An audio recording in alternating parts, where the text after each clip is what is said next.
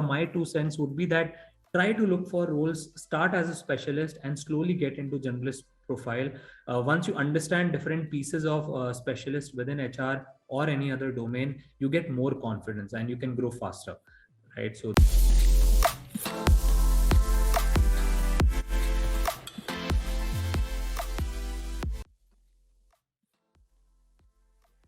hello everyone. My name is Aishman Nag, and on behalf of Grow Junction today, I'm back with another special guest with us, Mr. Chirag sir. How are you? I'm good, Ayushman. Thank you so much for having me.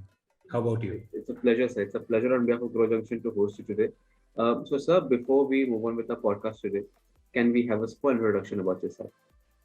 Yeah, sure. So, Ayushman, about me, I moved to Bangalore in 2007 for my MBA.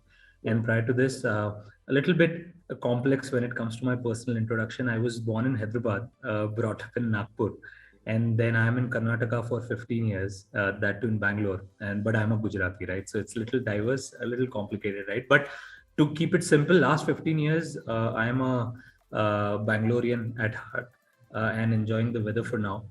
Despite being May and heat waves across India, right? So very lucky to be here. Apart from that, professionally, I started my journey after my MBA in HR in 2009 as a management trainee with Lifestyle. Worked with them a little over 2 years and a half. And then I joined PUMA again in HR function itself for a little over 3 years. Mhm. And then my journey of 5 years was again in retail with VF Brands, a parent company for brands like Lee and Wrangler Denims, Vans, North Face, Nautica, etc. Right. So after almost a decade in retail, I decided to change my industry and moved to AB InBev, parent company of Budweiser, Hoegaarden, and 500 other beers. Mhm. And then a little bit of a brief stint with WIPRO Tech, right? So completely throughout HR, all my 13 years of experiences. And currently, just 4 months back, not because of any FOMO of riding a startup wave, but of genuinely looking for a role where I can do over and above what I have been doing in last 13 years, right? So journey of 4 months has been very meaningful and purposeful. Obviously, it has to be exciting as well at SETTLIN, but I've joined here as head of talent and people operations now, and I take care of not only HR, but I take care of a little bit of the aspect involved in business too. So that's about me. Beautiful, beautiful, sir. I think that a huge number of experiences, and it just shows what kind of a adventurous roller coaster ride it must have been the past 13, 14 years approximately. So, sir, since the moment, let's go back a little bit. Let's go back to that particular time when you were just about to start your entire career, like just say after your B school. So, sir, what exactly made you sure of the fact that HR is the domain that you're going for? Yeah, so it wasn't an easy decision, right? I think every student, I don't know about these days, I think these days students are much more confident and clear about what they want, right? But back then in 2007, when I was in my final year of graduation, I thought that maybe marketing is something that I will make a cut for, right? And I was pretty confident, if not very. And but being in graduation, it was also necessary in my BBA to have minors as well, right? So as a subject, I think marketing looked very attractive from outside, but as a theory, as a student, I could score a little well when it was in HR, right? So I took marketing as my majors and minor as HR. Mm. But to little did I know, when I came for my MBA, I think till the end of first year also I thought I'm confident that I should get into marketing.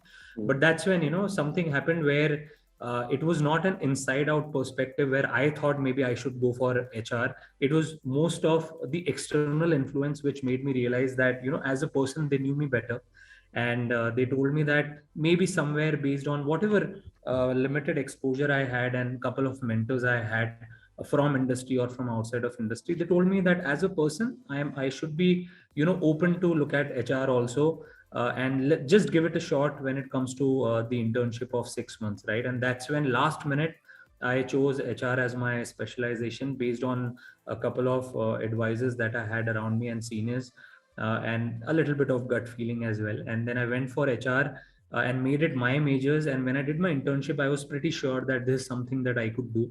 And I would like to stay focused on HR. And then, it took me good 6 months to decide whether I should go ahead with HR or marketing. But with my internship practical experience, I was pretty much clear that I would like to, gain more insights and make a career in HR. So that's how it happened. And then there was no looking back. The only thing was that I was very focused after that, that I will stay consistent, take one day at a time, and stay in HR itself. So all my 13 years from day one, as I had decided, with obviously some turns here and there, I could stick to HR. Yeah, that's how I selected. It was a difficult batch of recession of 2009 as well. Okay. So I was lucky to find an opportunity as well. So, sir, like while you were doing your internship in the HR domain, so specifically, what was your job role? Like, which part of HR? I was only into A, recruitment Okay. for my internship, and B was operational part related to it, like employee documentation, employee files, and any MIS related information that I could gather, right? And it was a very comprehensive internship of 6 months, 3 months of recruitment only, and then add-on responsibilities outside of it, but nothing else. I was into talent acquisition day in day out. Oh, okay.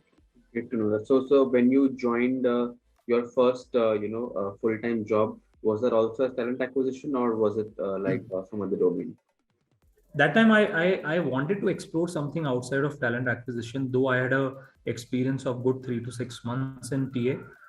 But luckily for me, since I was looking for something outside of TA or including TA as well, I got that opportunity as a management trainee, where I started with HR operations. I started with being understanding operations on the floor as a salesperson, along with being the store HR, and then area HR, and then a little bit of my journey had regional HR role as well, which included everything end to end, from recruitment to employee engagement to payroll, and the HR generalist profile.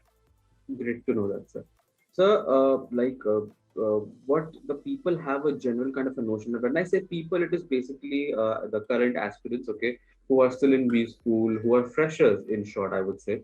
Whenever they hear the word HR or human resources, the first thing that pops up in the mind is recruitment itself, okay. So, the people who are into the domain, or the people who are interested in it, they know that it is something even more than that. There are a lot of other distinctions as well. So, if you can just, throw some light on the fact that what are the other responsibilities of an HR, what are the designations that there under the HR apart from talent acquisition? Sure, Ashman. You're right about it, that when we were also students, when we started, I think recruitment was on top of everybody's mind, that everybody thought that most of the opportunities back in 2009 also were in recruitment or TA space. And people, some majority of them were up for it, but there was certain section of 20% or 25% of students who were a little apprehensive about taking recruitment also, because also there is a false notion out there that HR will be much more balanced life and career will compared to any other domain, right? So that is something which I will discuss in coming time. But as a starter, yes, apart from TA, I do a lot of surveys also in my social circle, where I try to understand from fellow aspirants or students that what is it that they would like to do. And today also, if I see, there are many other domains outside of HR, and people are very keen on exploring this function within HR of HR business partnering, right? Where I see almost 40% of students inclined, or 40% of young professionals with 2 years of experience inclined more towards HR business partner. But people who love recruitment, they stick to it, because I feel recruitment is a role. It is still a very, very important or crucial role within HR function, because that's the role where you can quantify it right away, right? Because HR generalist, when you say, sometimes there are certain aspects of it which cannot be quantified, though everything today on paper can be quantified.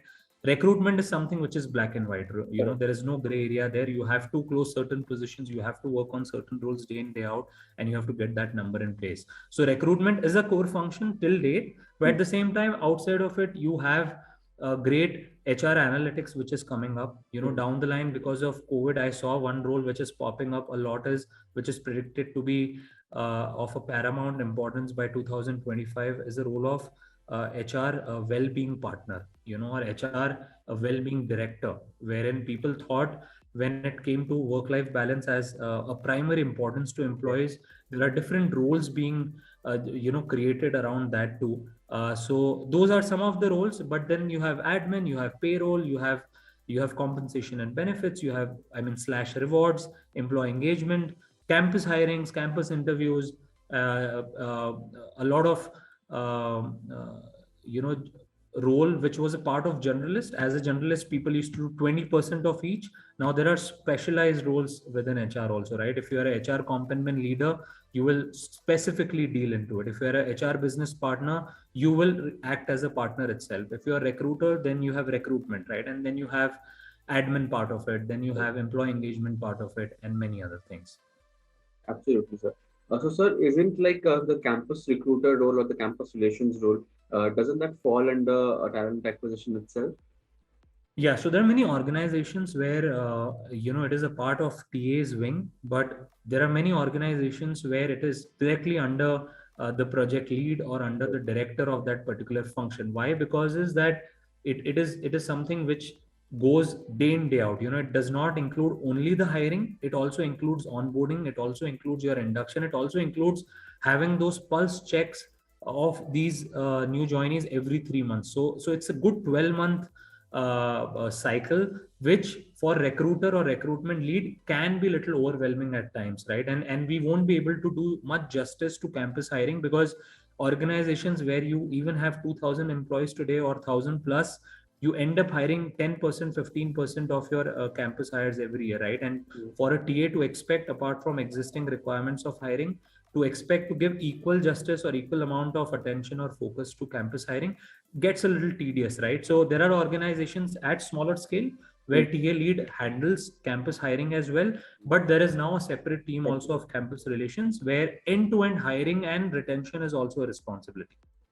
Got it. Got it. So, sir, I think that will give a lot of clarity about the HR domain itself. So thank you so much for the answer. So, moving on to the next question, and that is, as a fresher, what would you say, like on a practical note, that what are the chances of a candidate who is interested in HR domain? What kind of job role he might get, let's say, a little faster or quicker, or let's say the possibilities of him or her getting into this particular X designation is more as a fresher in the HR domain. See, as a fresher, I am a very old school, HR practitioner. I don't completely believe, I would not write it off completely, but I don't completely believe in, going for one online course or going for any upskilling online. Because for me, the most important thing till date is to get that practical experience, right? And that can be through a very effective networking with your seniors. It can be also by luck at times where you attended a conference and where you realize that you met somebody. Now again, that is a part of networking too, right? So, or you happen to be called by a consultant who's looking for a certain role, even though you come from that fresher background. Right. Now, for tier 1 institutes, Ayushman, what happens is that sometimes, I would not say it's a lot easier. It is equally difficult for tier 1 institutes also these days. But when a consultant or a reference or a HR recruiter is looking to hire somebody, the best filter is to look at premium institutes, right? So maybe tier 1 institutes have an edge of, let's say, a little bit of 5% over and above tier 2 and tier 3. But as I said, in last 5 years, that edge is also diminishing, and it won't be fair to say that a tier 1 candidate finds it a little easier or a lot easier than a tier 2 candidate. But having said that, a tier 1 candidate has deserved to be in that position, so that 5-10% of leverage is also something that they deserve, right? So now when you talk about freshers, yes, you should be at the right place at the right time. Always try to build your network as much as possible, not only on LinkedIn, but also try to be part of such network conferences where you can meet people, share cards, share your experience with them, keep upskilling on on the parallel when you look at online courses. But for you to get into any kind of role in HR, I would say primarily once you get the exposure of talent acquisition, which these days is high in demand, because the kind of attrition that we see today, I don't know, because of work from home scenario, or it was always there, but there is a spike in attrition as well, right? People, you might have seen a very big brand recently, 800 plus employees resigning because they were asked to come back to work, right? And how do you replace these? End of the day, you go back to HR, management goes back to HR and then asks the HR professional to come up with a strategy of replacing these 800 or 1000 people as soon as possible.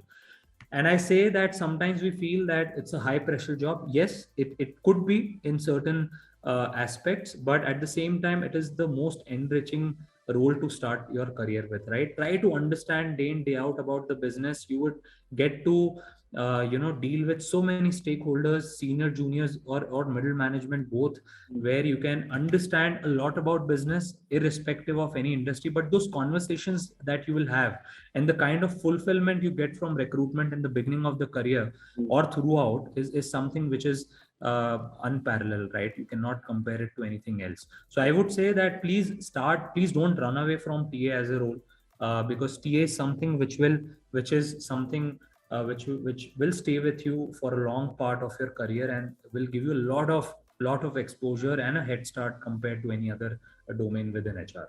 Absolutely. So that was originally a great piece of advice, I would say, because whenever people are applying for off campuses, because when the things are on campus, okay, when I talk about on campus placements, it's comparatively easier, I would say, because everything is done by the college itself, and the companies are already coming on board, okay, and they're coming on board with the purpose of hiring you only. But when you're applying for the off-campus companies and placements, that's when the actual thing starts, and you are actually figuring out what to do and what not to do. True, true. So, sir, coming to the next question, and this might be, I don't know what to call this question, but this is a very raw question I would ask you right now, and that is, since you said for the freshers, a talent acquisition in general is something that can give you the head start and the exposure.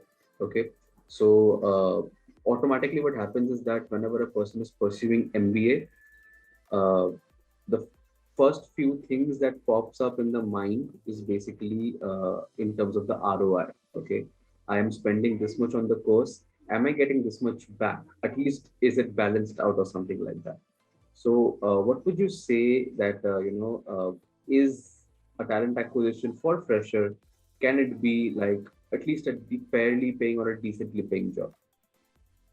Yeah, yeah. So Ayushman, I'm from, as I said, recession batch, right? For me to get a role itself anywhere, not only in HR, was a big deal back then, right? And similar is the situation for was the situation for many pass outs from 2020 and then 2021, right? Where to find a role itself was a big deal, and people, especially who were not placed via campus efforts, were struggling to find roles outside, irrespective of the background, right? So I feel for me, coming from that background, when I started along with my other batchmates, and this is a very, very a close to heart experience where I also was falling under the trap of, if my CTC should cross a certain number, I have paid so much of money for my education. But in the longer run, everything neutralizes, Ayushman. I don't believe in that. You will get a ROI based on the experience, be it TA, be it any other job that you take up. Yes, TA for me personally has helped because the right kind of pressure in HR, you understand that, if you come through TA as a function in first 2 years, 3 years, and if you stay afloat and stay consistent to your commitment to be in HR, I think other years are just a cakewalk. So for me, it was all just a byproduct. When it comes to comp, I was more focused on looking at what I can learn, what I can seek, and also give my best to an organization in terms of whatever limited skills I have. So to me, from my side, Ayushman, if they're looking for an answer, or if students are looking for an answer that ROI should be quantified in terms of comp, I'm not the right person, right? Because all my colleagues, irrespective of their start, or my batchmates, even if they were a lakh or two above me at that point in time. Maybe they are at par with me, or in the longer run, even I would have surpassed some of their compensation, right? So for me, it was always about looking at the right organization, right culture, in fact, and obviously the role, right? And then comp was something which I was not looking at primarily. After a couple of years, yes, when you have certain needs, when you feel that you need to do certain justice to your efforts, you either ask for it in your existing organization or you part ways, and on a good note. Absolutely. I think, sir, as I said, the purpose of these kind of podcasts and everything is to basically broaden the horizon of the perspective, and making the aspirants see the actual picture, the bigger picture. So I think Absolutely. definitely this answer of yours showed us that it is not just the the starting CTC or the ROI. It's about Yeah. the right organization where you can learn and grow in terms of the experience and everything. So definitely, it was a lovely piece of advice, sir. Uh, so coming to the next question, all these past years, vast amount of work X. So, sir, what would you say? How has it, shaped your visions or goals, and what are they currently now?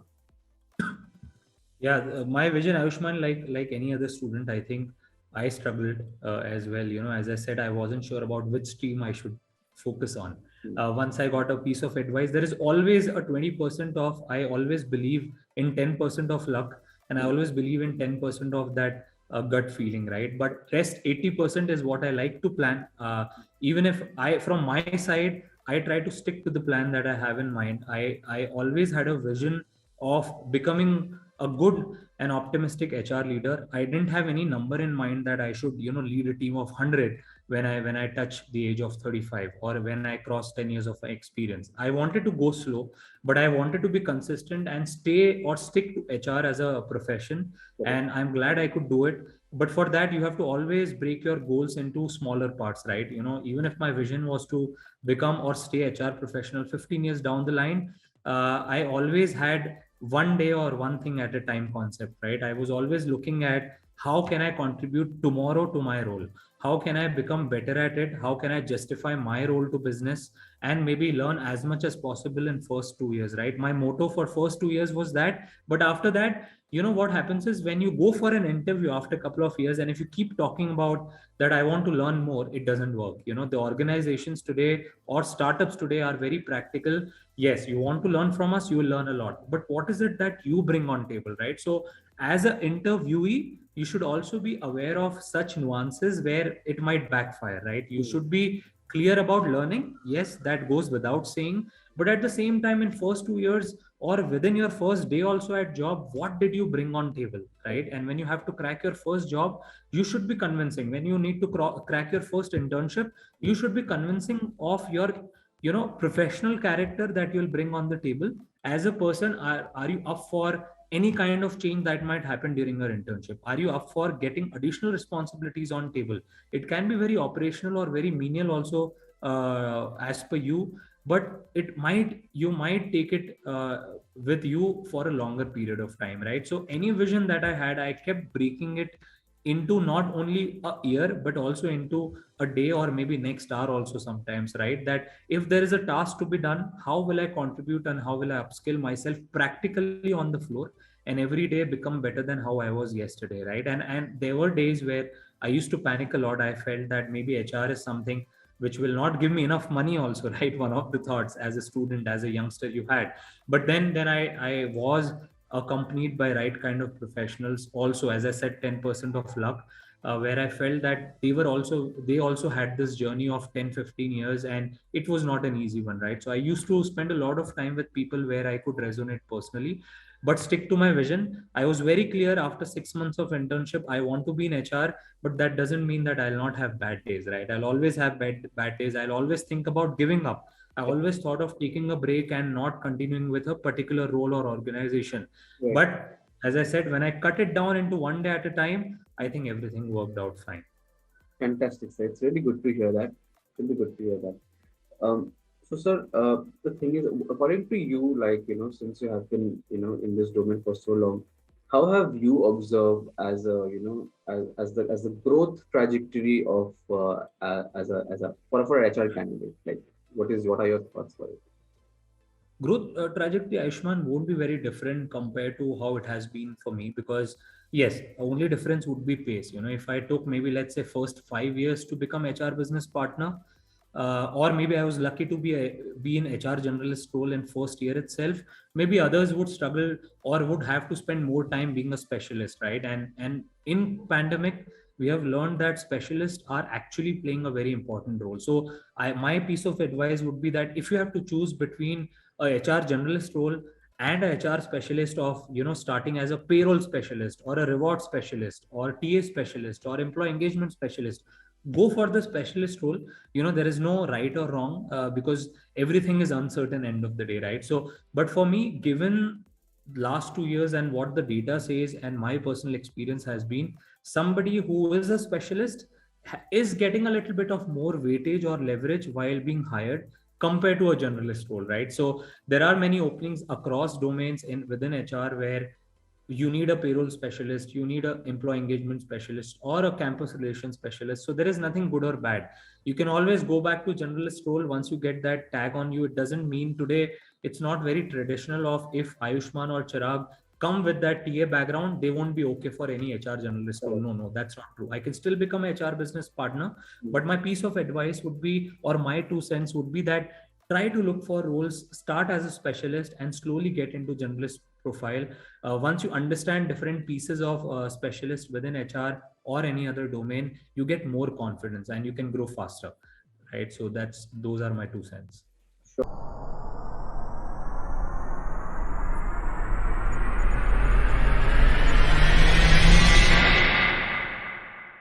Sir, I think again a lot of insightful answer that was, so that we can actually understand what to focus on having a streamlined vision. Thank you so much for that, sir. So the next question is that since right now you are a part of a startup, okay, but your past work ex they have been in well-established companies. So Yeah. for today's generation, for for the aspirants who are right now in their B school or let's say in college itself, for the freshers, what would you say? What would you suggest? Should they start off their career with an established company or should it be in a startup? So it'll be very subjective, Ayushman, right? For me, when I joined a startup, when I wanted to join a startup, I thought that maybe I should have started with a startup. I should have undergone, different or varieties of flavors under single role or single umbrella.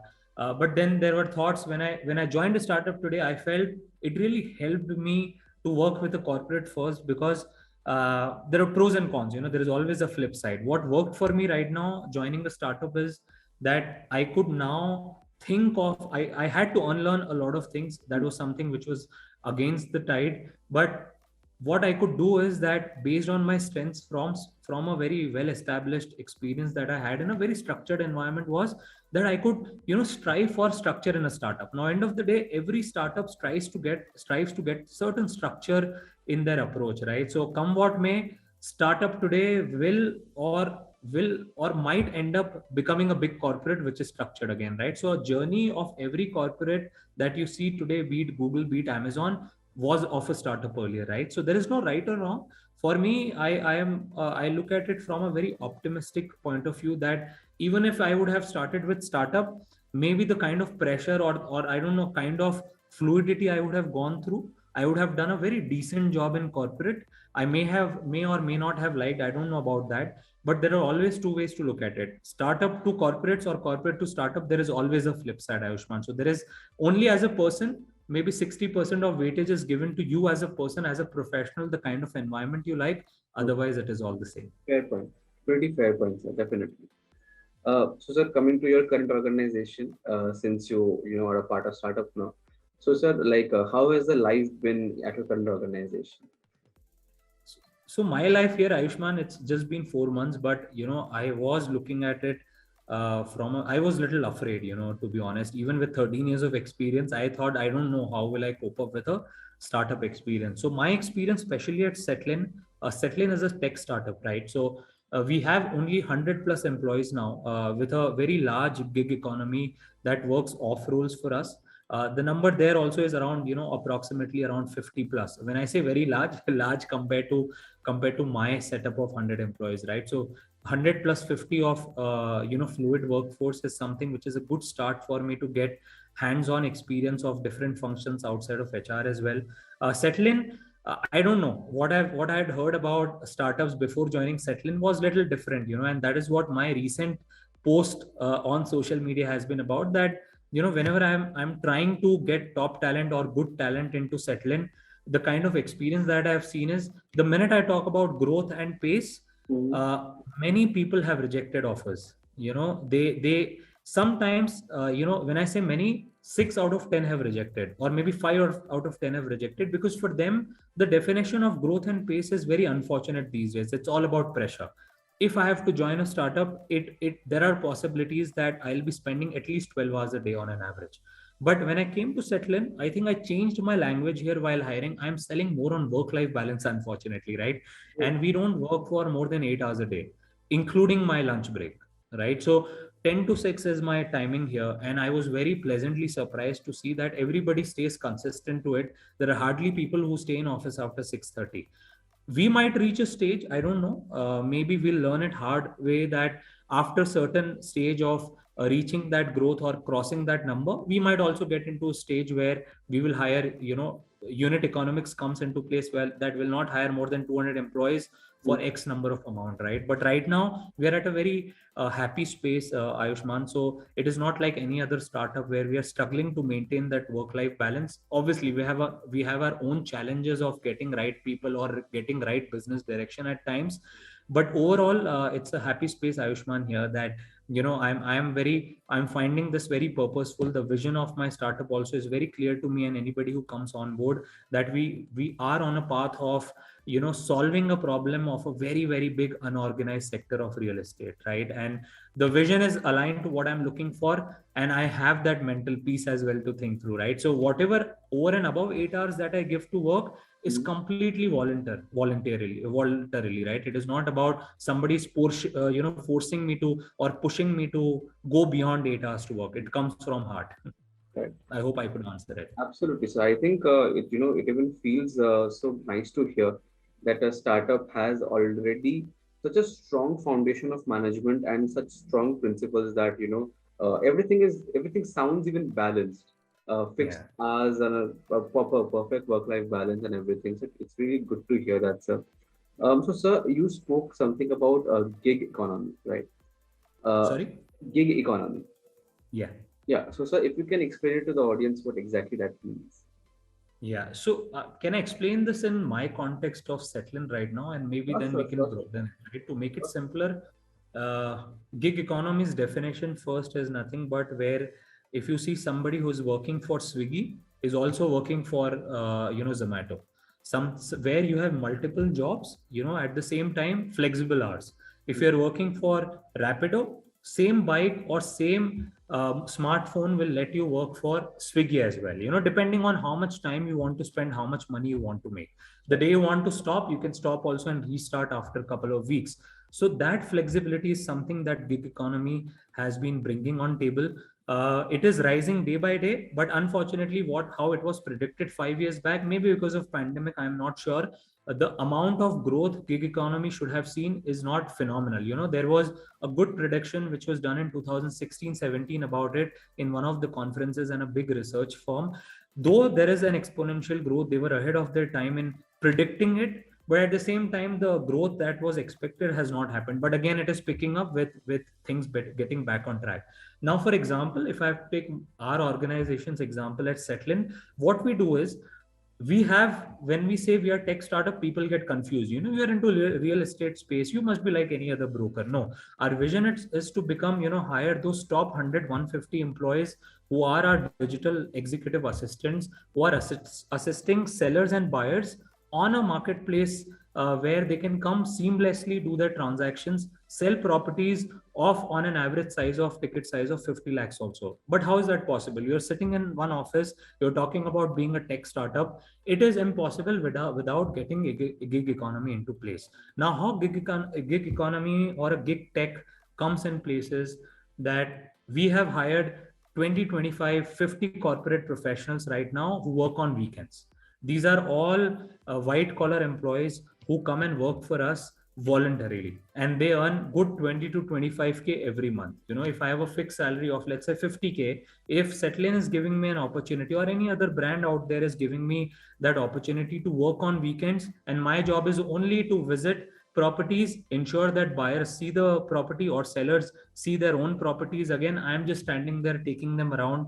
Hour after hour I am changing my locations, right? So it works well for us. I don't have to hire a full-time employee there. I have a gig workforce that comes every Saturday, Sunday, where my walk-ins of buyers are also very high, and my compensation is also half. I don't have to give those all statutory requirements, or the compensation expected by gig is also very flexible, right? You come and work for us 4 hours every Saturday, we are okay with. You come and work with us 4 hours every Saturday and Sunday, we are okay with it.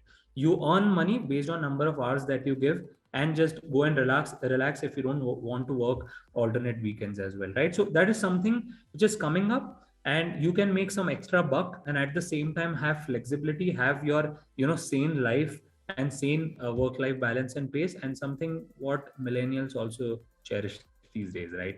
Definitely, sir. Definitely. I think it was a very educating kind of an answer, I would say, to all the aspirants who were not aware about what exactly gig economy is. So I'm I think, glad I could help. Yeah. yeah, so I think that is a really great insight, sir. So, sir, like, coming to your journey again, it's so till now, you have been a part of so many organizations. So, what would you say was, was there any particular moment or moments which, had or still has a mark on you, which basically maybe help you grow in certain ways? Yeah.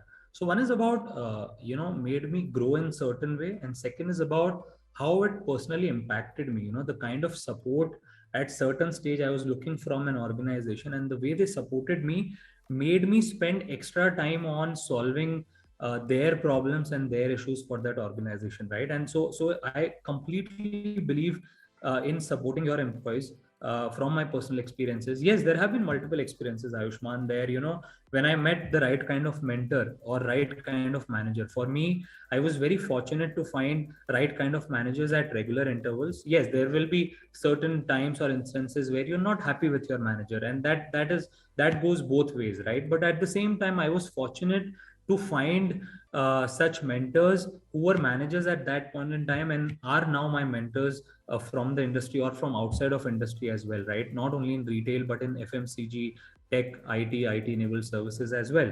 Now, the experiences were more about the kind of empowerment or ownership which was given to me, the kind of trust my management had shown in me made me a better professional, right? And if I give my best, if it goes both ways, as I said, that if I perform well, if I'm dedicated to what I want to do or what I was supposed to do, I think more responsibilities come your way, right? So stick to your commitment. There will be bad days, there will be bad managers also, if you're not lucky enough, but stay true to your commitment. As long as you are consistent and you are positive, hopeful about what you're doing is right, I Mm. think it'll do wonders, right?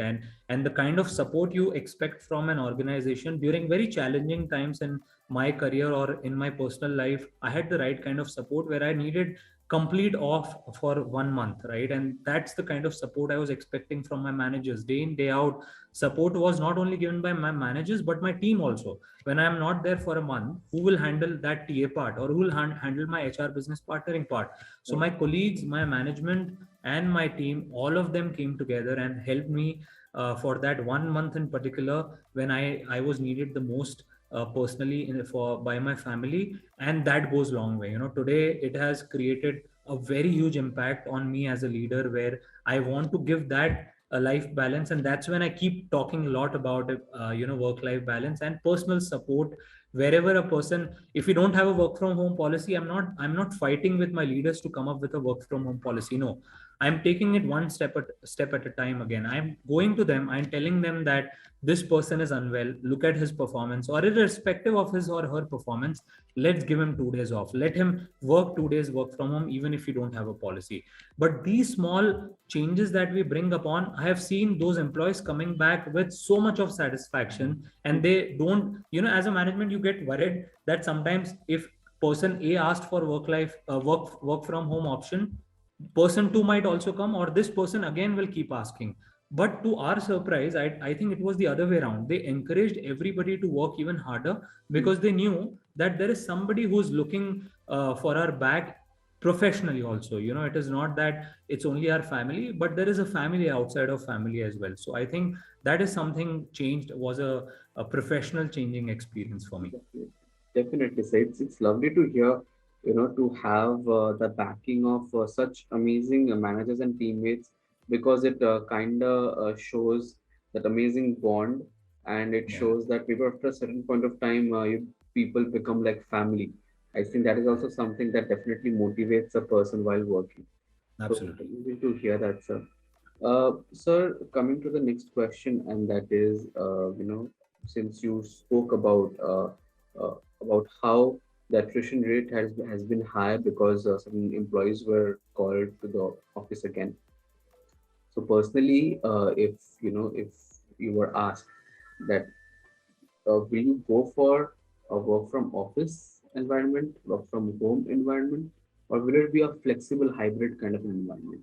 Which one would you go for?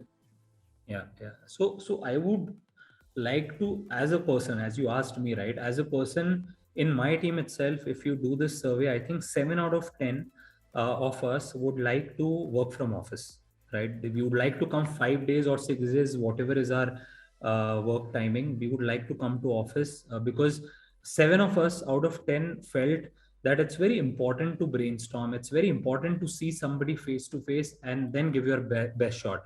But yes, I think in last couple of years we have also realized that there is certain cushioning when you work from home as well, because in metro cities especially, to travel to your workplace is a pain, right? And I have realized this in last 4 months itself. It's not that it wasn't there earlier, it was always a pain, and we were fighting to get work from home in place for all our employees. But back then it was a taboo. Work from home is something was very natural to IT as an industry, but for us in retail or outside of IT, it wasn't very common. Wherever I had joined, it wasn't very common to ask for work from home. But when pandemic happened, I think everybody realized that hybrid kind of thing is very important for employees to succeed. But when you say hybrid also, I always believe that 3 days from office and 2 days from home is more than enough, or one day in a week is more than enough, because more or less one day flexibility every week, which means 4 to 8 days a month, is more than enough for you, because you always have, in most of the jobs, you have those 8 weekends as well, right? So Yeah, 16 days from home and 16 days from office is a healthy mix, I think. purely because I feel to commute to offices has been very difficult. But if you stay close by, I feel that personally, if you would have given me a choice, I would like to come, switch on, and then switch off after my working hours and just stay with my family or friends or whatever I want to do at peace, and give my best 9 to 6, 10 to 6, based on what my team size or team demands. Absolutely, sir. Again, a very fair standpoint, sir. It basically has a very systematic and a balanced approach. So, personally, being a fan of this kind of an approach, I'm saying this. It's really Yeah. good to hear that, sir.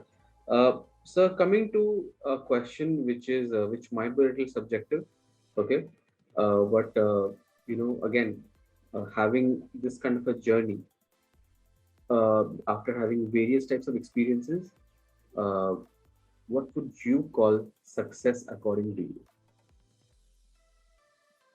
Success as a professional, you mean, Ayush? So in whichever way you want to, like successful in life, or maybe like success, like professionally or personally. Yeah, yeah, yeah. I think, there's a message for all youngsters. I feel, I don't know, as a, also today with 13, 14 years of experience also, we dwell a lot. We keep thinking about things which are outside of our control, right? So I would like to repeat it that for everybody looking for any kind of opportunity, do not try to predict a lot. Do not worry about looking at when I do a survey with students in my lectures, or based on whatever study I could do in last 3 to 4 years, was that many students have priority. Money is a priority for 90% of students. Gen Z's, when I speak to them, all of my polls hands down talk about money being the most important factor, followed by traveling. There is some kind of obsession with traveling, which I am also a big fan of. Obviously, I mean, whenever I ask kids, there are very high chances that I get a little biased when somebody tells me that my hobby is to travel. Unless and until there is some justification to it, I don't give it much of a weightage, because traveling is something everybody likes. But my advice to everybody is today is that, yes, this is the age for you to travel. Why shouldn't you? But don't emphasize too much on getting just buying things based on the money that you have, or traveling to places based on the money that you have. Focus on right kind of culture, right kind of role. Those are the two most important things for me. Even if and people, it's always about people. If you're not in the right kind of environment, it is not in your control. So leave the place if the place is toxic. But primary requirement is to find the right kind of role and right kind of culture, Ayush, because there are 8 types of cultures as per HBR. I never used to believe in that until I read it. And in hindsight, when I look at it, that everything that I do today, if I'm not aligned with the culture of my leaders and organization, I would never succeed. So as a fresher, it is difficult for you to understand the culture of the organization beforehand, but try to put some effort into it. Maybe speak to your seniors who are working there. Maybe speak to certain mentors or people on LinkedIn that you may find randomly. Also, they can be strangers, but they would be more than happy to help to make you understand the culture that the organization has. There might be a certain facade to it, but you'll also see certain reality in it, if you're smart enough to read between lines. So culture, to me, Ayush, is the most important thing. You may be able to do it for first 1 year, but after every year you might be always thinking about revisiting or finding a job outside. So do your research, look at press releases, try to understand about their culture, and see that if as a person you are aligned to it or not. But culture also comes into play only after first 2 to 3 years of experience, because first 2 to 3 years, gain experience as much as you can, learn as much as you can, stay true. I'm not asking you to shift jobs. I was very keen on not shifting job within a year. Today's stat says that 50% of management trainees leave their job within first 18 months of joining, but they are okay to continue as long as every 1 year you give them a growth path, right? So organizations are facing a lot of challenge with this, but at the same time, choose your battles wisely. Do not leave an organization just because you are getting a lakh extra. So for me to become successful, please look at the right kind of environment, right kind of role.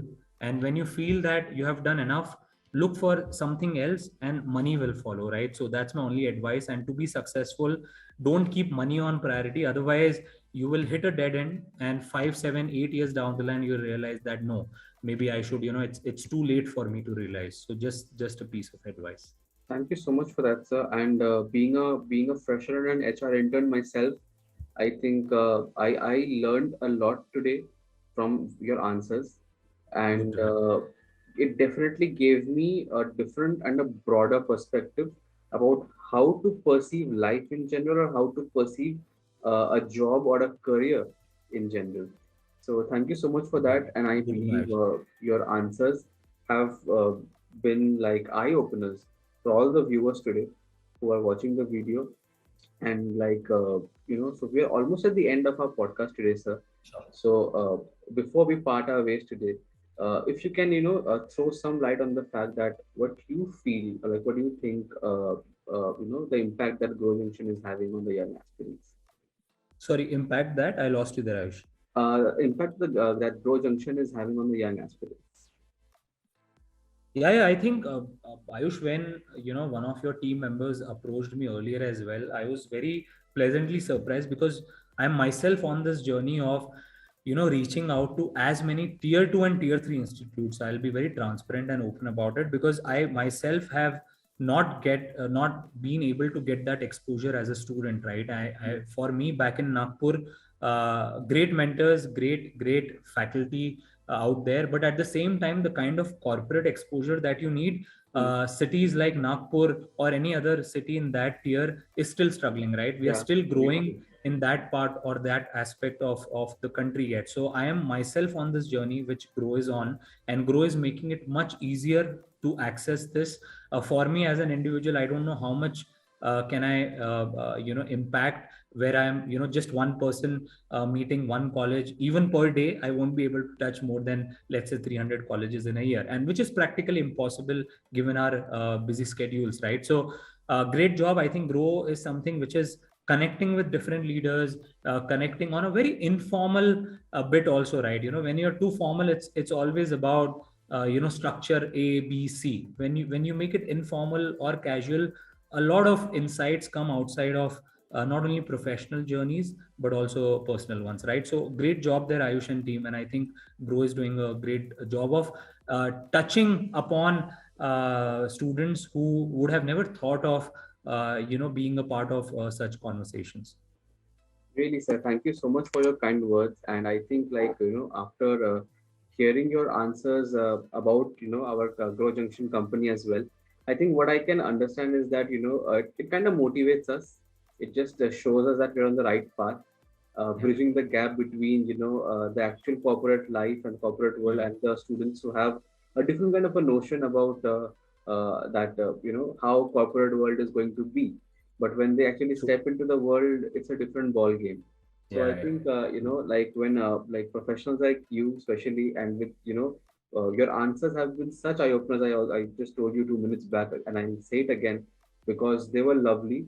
And I firmly believe that all the viewers who are watching this video today, that whatever doubts, especially you had regarding, let's say, the HR domain, I believe all the answers have been answered today. Be it in the terms of the growth, be it in terms of the other job roles that are there, and as a fresher, what you should actually aim for, and how a proper cultural fit is something that you should actually go for, and the rest will follow in place. So I think, thank you so much for that answer. And with that, I think, I sincerely hope that, we all learned definitely some things from this particular podcast today. And with that, again, thank you so much for coming on board with us today, sir. And with that, Thank it's you, Ashman. Even if there is one key takeaway for people listening to this sure, podcast, sure, sure, I sir. think our job is done. Yeah. Absolutely. Thank you so much, sir. And it really felt really nice. It was a genuine honor from my end as well. So thank you so much, sir. Thank you And so much, with Ayush. that, You have a good day and yes, wish sir, you you all the too. best for being on this journey. I know it's not an easy one, but I think the team is doing a great job, right? All the best again. Thank you so much. Thank you so much. And See you. with that, Bye. sir, and guys as well, the viewers, this is a wrap. Thank you so much for watching. Thank you. Have a good day. Bye.